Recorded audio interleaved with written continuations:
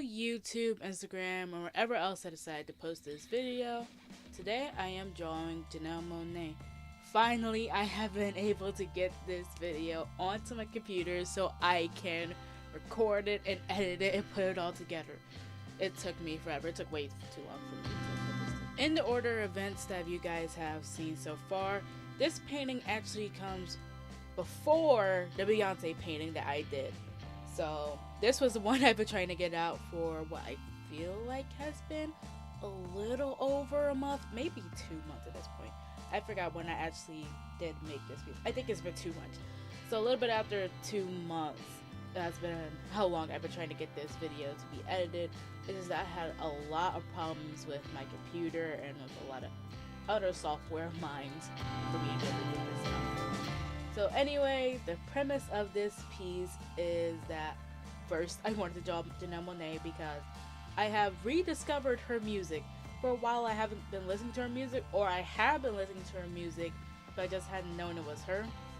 So basically I rediscovered her music sometime late last year, fell in love with it again, and I was just like, man, I need to just like draw something because like she inspires me. And yeah.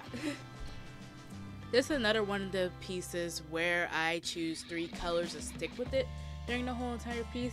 And as I said in my last video, the reason that I do this is because very hard for me to mix people's skin tones at the moment. Even though I can, I just don't want to and I'm lazy. And I feel like you get more expression out of limited colors, and it kind of helps me learn the tones of the colors that I have. My new watercolors, as I am new to watercoloring, and it just helps me express and experiment with my style.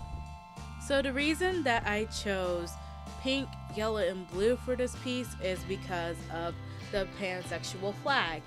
And if you didn't know, I think a couple of years ago, or maybe just a year ago, Janelle Monae came out as pansexual. Which, I mean, same. I mean, that's how I identify. And on this channel, I'm not afraid to talk about sexualities. I'm not afraid to talk about the LGBT community because I am one and the same with them. And yeah, I just knew I had like some kind of connection to Janelle Monae, and that's how I kind of connect with her, because she's not afraid to show who she is and be herself. And sometimes she even calls herself weird, which I like about her because she stands out and she makes sure that people know that she stands out and she is proud of herself. So basically, yes, she's kind of like my pansexual Jesus, if you want to put it that way.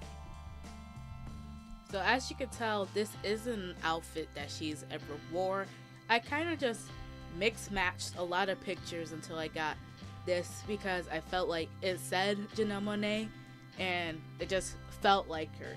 Even if I don't really paint the person correctly, it still has the feeling of that person. Which is why I kind of have her hair in that afro, and in the background I have like the hat that she wears all the time that I call like a moon hat. I have no idea what it's actually called. I think it's a sun hat, but I just like the way that she wears it at the back of her head. I use the colors in this piece a little differently from my Beyonce piece. Instead of just having the one tone of the color like I did in my Beyonce piece, in this one I built it up because I was afraid of if I went too dark it wouldn't look as good as I wanted it to. So I started as not dark as possible, oh no, as light as possible, and got darker and darker as the piece progressed. Like as you see, when I started off this piece with the jacket, it was a very, very light blue, and as I got more confident and wanted to add more creases, I used a much darker blue as we went on. What I do like about these pieces is how I usually don't use a black liner. Like, these are the pieces where I give my excuse to try to use these Micron pens that I've had for a while. They're just like the colored ones, and just try to find a color that matches the piece well. So in this piece I did use a dark blue liner for it, and it kind of stands out. I did use black for her eyelashes. You'll see that all later, and I just like how it makes the rest of the colors stand out, and when I did use the black, it didn't drown out the other ones. When I was painting this piece, I was listening to Janelle Monae's music. I feel like that's what I'm probably going to do for all my celebrity portraits, which I am gonna do more. There may only be 2 now, but I promise you I'm gonna do more. I mean, right now I'm thinking about doing Micron Mars, which he's not a singing celebrity, but that probably just means I'm just gonna listen to his vines all the time. So if I do get to that piece, I'm probably just gonna listen to vines, like I said. This is the point of the piece where I'm refining it, just adding the darker stuff. Like I said before, it's the small details, it's your final details, it's the closing of your piece. And this is my favorite part of the art process, because this is the part where I'm less stressed about how things are gonna look. I'm just worried about adding more detail and making colors pop. And as you can see here, like, the colors are really saturated, and I somehow got them to be like kind of neon-y, which I love about this piece. Every time I look at it, I'm like, whoa, I love that, like neon pink and yellow. Like, I'm so glad this yellow didn't become muddy in the end of the piece, because that's why I worried about this whole piece. I'm like, it's gonna turn green, it's gonna turn green, it's gonna turn green. But it never turned green. It just stayed a bright yellow, and like, that's what I'm so proud of, if I'm gonna say about anything with this piece. Most proud of thing I've ever done? Keep that yellow.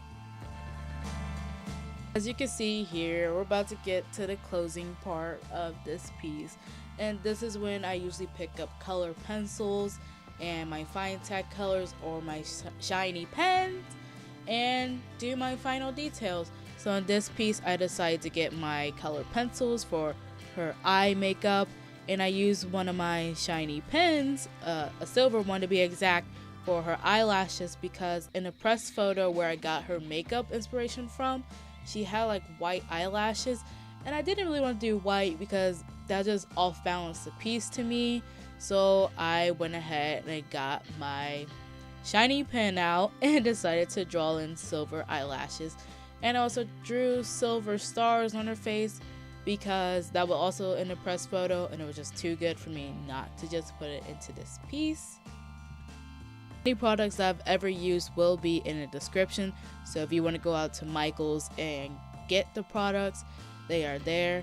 And we're finally at the end of this piece. 2 long months of trying to get this onto my computer to edit, and it's finally worth it. Thank you guys so much for watching this video and waiting very patiently after I posted this on Instagram. I'll see you guys in the next video, and I hope you guys have a lovely day.